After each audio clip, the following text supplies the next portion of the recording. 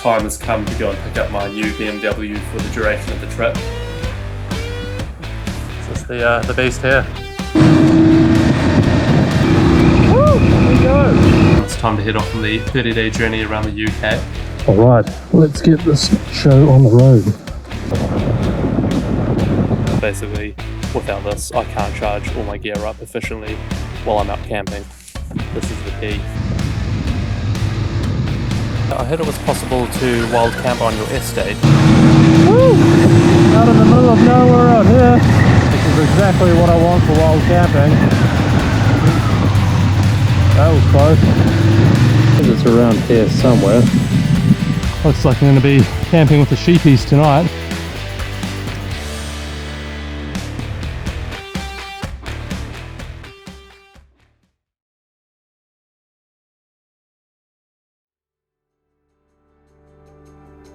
My name is Logan Ollison. I'm an adventure photographer setting off on an epic 30-day, 3,500-mile motorcycle journey around the UK. I'll be travelling solo on a 2021 BMW 850 GSA. BMW Motorrad have provided me with the motorbike for the duration of the trip, so I can promote the incredible experiences and memories that motorcycle travel offers. Using a DSLR camera, GoPro and drone, I'll capture my adventure along the way as I search for remote wild camping spots, breathtaking mountain views, and all the amazing nature and history that awaits around every corner.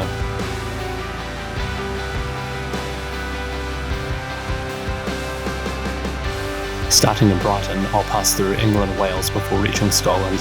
Here I'll spend the majority of my trip exploring the west coast as I head to John O'Groats at the top of the UK, before finally looping back to where I began.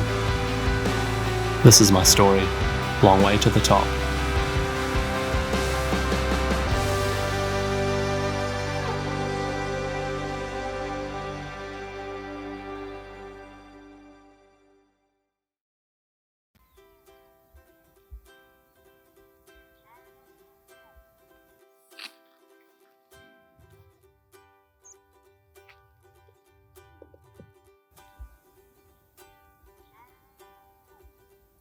So I've just arisen from my first night's camping. It was a pretty good sleep. I think I got maybe 5 or 6 hours. So considering that's my first night, it's not too bad. I don't know exactly what the plan is today, but I'm just going to go check out the power hub to see what tools I actually need to install it, because I only have a select few. And if I don't have the right ones, then I'm a bit screwed. I'm going to have to find like a mechanic or something. So that's the first port of call. But for now, I'm just going to enjoy some breakfast in this lovely setting. It's obviously going to be a pretty nice day today, so fingers crossed there's no rain.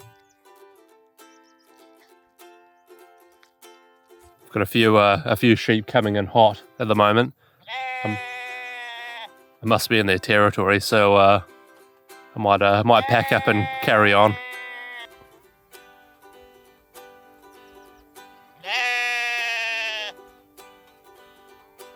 All right, heading back down to the bike now. Let's hope it's still there. Oh yeah, there she is, off in the distance.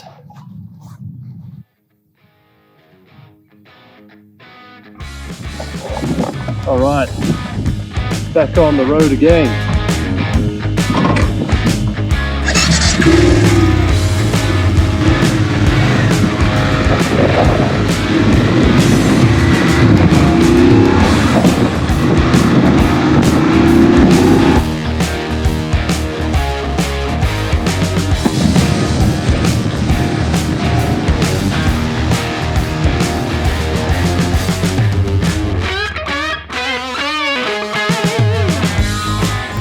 Unlike day one, it was a fantastic feeling starting the morning with blistering sunshine and dry roads. However, after only making it 5 minutes down the road, things were about to take a bit of a turn. Fuck. Push this.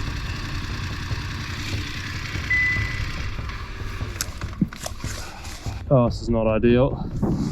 Alright, let's land the drone first.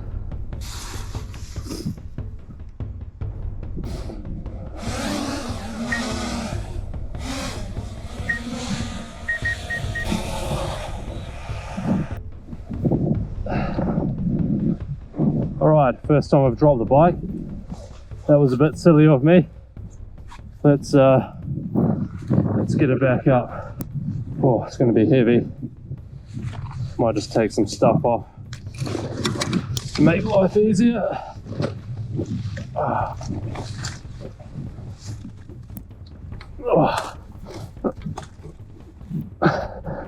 Oh, that's heavy. Oh, it's hard to get traction on the ground. Might try it this way.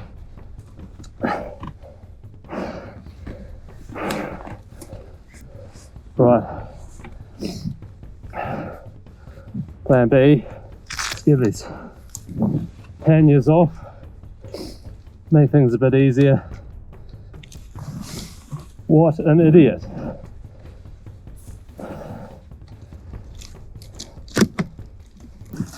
Right. In theory, taking those off should allow me to get this bike up. Right. Squeeze that front brake.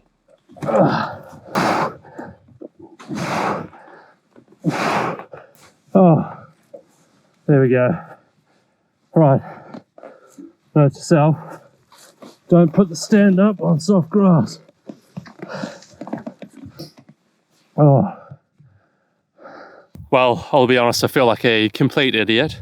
Basically, I got a bit too hasty on trying to get off the bike and land the drone, as I was just recording myself driving, and basically the stand just dug into the soft grass and she went over. So, I mean, I was bound to drop the bike probably at some point in the trip, but day 2 is maybe a little bit too soon, but hopefully that's the first time and it's out the way.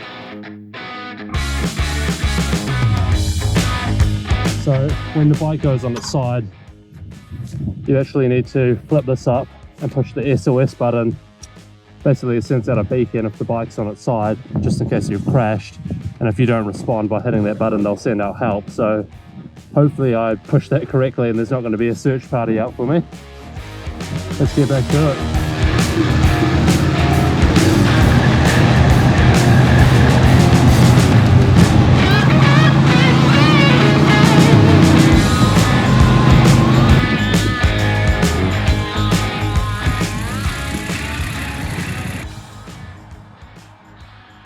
So I've just pulled up somewhere in the Brecon Beacons National Park just to try and sort out this power hub, which is so far being the focus of my trip, which is really annoying. But basically I just called my partner's dad and he lives out on the west coast of Wales. So basically I'm going to crash there tonight, and then tomorrow morning I'm going to have a phone call with the installation guy and install this hub. So fingers crossed there's no issues and it all goes to plan. For the remainder of the day, I'm just going to head up north and go for a cruise along a little dirt road that I marked out on the map. So I was going to do that tomorrow, but I might just do that now just to kill some time.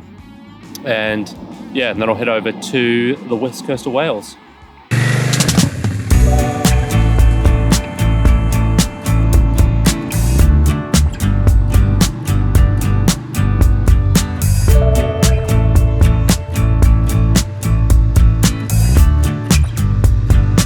On my travels north, I stumbled across an inviting looking forest, so I decided to ditch my plans on finding the dirt roads and go for a little walk.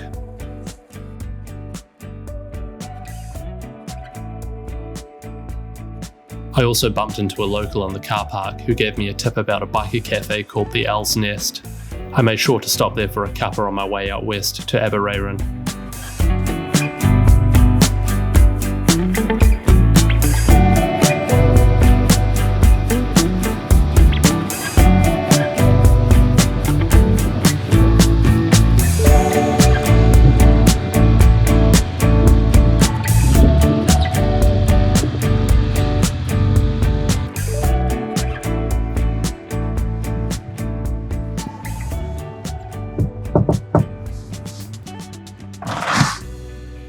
Hi Sue, how are you? All right, thank you. You? Not too bad. Good. Yeah, Good, man. thank you very much. Oh. Have you just come all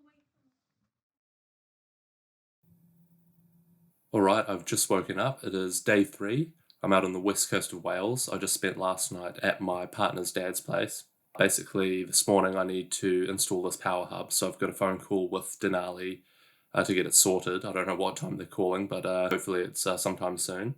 Paul, my partner's dad, he has all the tools to do the job, so he's got some wire strippers and stuff like that. It's a bit of an electrical job, so yeah, hopefully it's not too difficult. I'm also using this opportunity to charge everything up because I'm not going to get these opportunities too often where I have a home to charge things. Cool, alrighty, so yeah, we've got the cover off the motorbike. It's as simple as the power hub just sit in that cutout. Yep. You'll have a red wire, Yep. a black wire, and another wire. So you have 3 cables coming from it in total. Nice and straightforward. Red one goes to the positive on the battery. Ground, obviously, straightforward. Runs to the other side, goes up to the ground. The other cable goes to a switched live. So when you turn the ignition on, Yep. obviously it puts power into the power hub. While things sounded straightforward to begin with, confusion quickly began to sink in. The fuses should be in the packet with you. Oh, okay. That looks like a some type of an input. The black thing will be a relay. There'll be either T25 or T30. This one is over ovally and square connect. Goes up towards where the pillion seat. Obviously tap into that. Does that make sense? After a confusing hour-long discussion, it wasn't good news. It turned out the unit they provided me wasn't going to connect to the USB cable like I wanted. I was going to need another solution to charge my power bank and camera gear off the motorbike while I was driving. Does it look like it's possible or no? No, not by stripping, no. I know of a device that you can connect up to you could connect it direct to the battery and skip out the power hub completely. Oh, is it a moto power? That'd be the one. That's the other thing you could use, which to be honest with you would be a lot simpler. So yeah, that is really frustrating. So I'm going to have to have a look on Amazon, something like that, see if I can get a next day delivery on the other unit that I need, and yeah, hopefully that works. Alright, so I've ordered the part for the charging system that I've been recommended. I had to order it on Amazon, and I'm getting it dropped off to a place in Chester, so it's not too far up the road. It's on my way to Scotland, so it's going to be ready there tomorrow. So I'll just go and pick it up when I have the time. There's some nice little dirt roads out there somewhere, so I'm going to head out there and hopefully I can find a place to camp for the night. See you guys. Bye, Logan. Safe journey. Safe journey, mate. Thank you.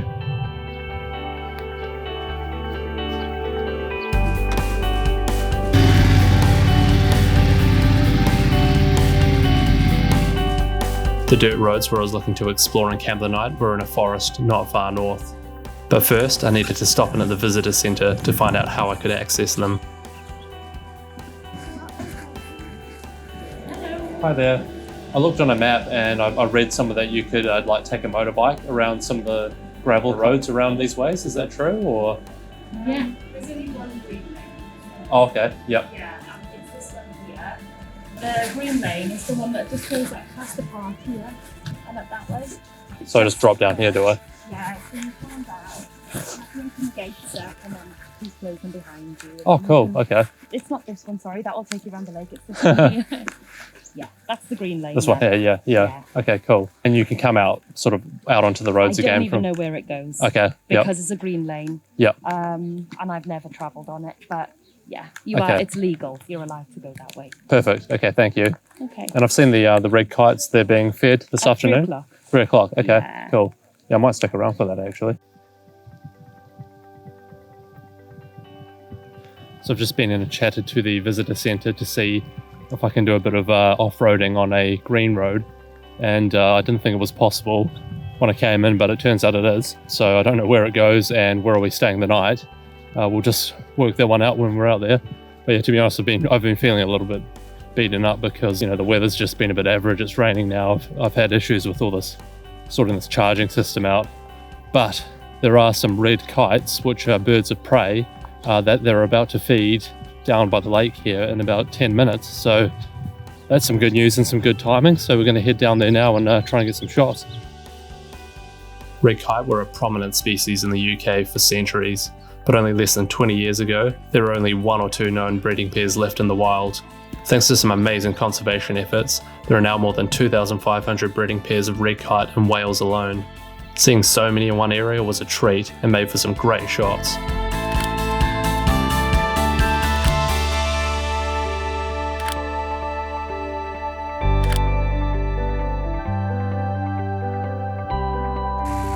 After some fun with the camera, it was now time to head into the woods and see if I can find a place to camp the night.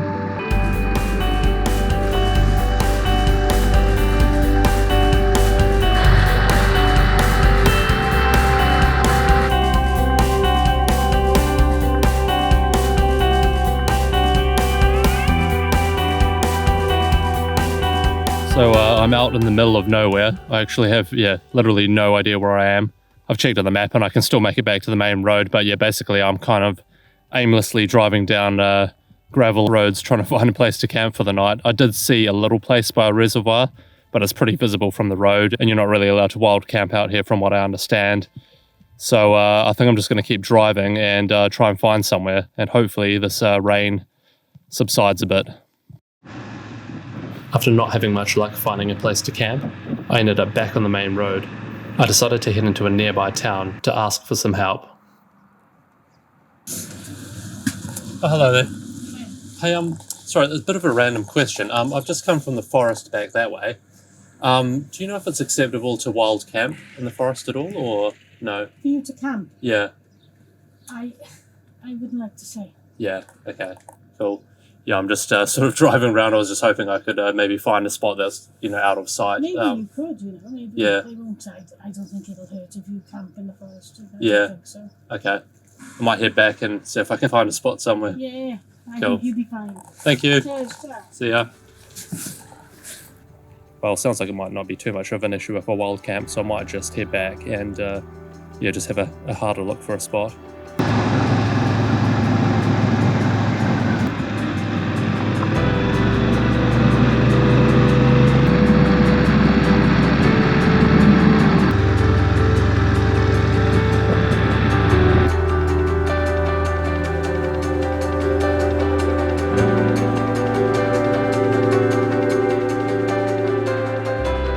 So the kindness of strangers has led me to this lovely little loch, still in the unnamed forest, which I don't know where I am. But yeah, an awesome place to camp for the night. The lady I talked to at the post office seemed like it wouldn't really be a problem to camp out here. And then 10 minutes ago, I bumped into a guy on the side of the road. I pulled over and he basically gave me directions to come out here. He said he thinks you need permission, but he said people do it all the time. They come out here and camp, so that's good enough to me.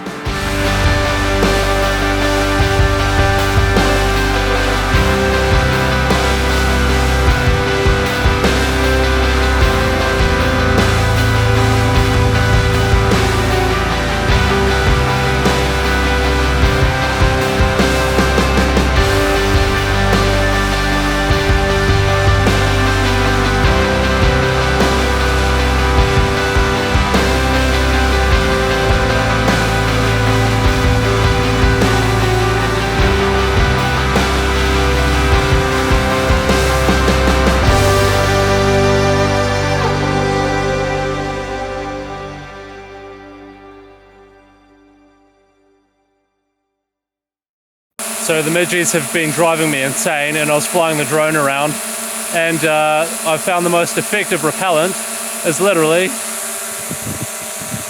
put the drone above your head.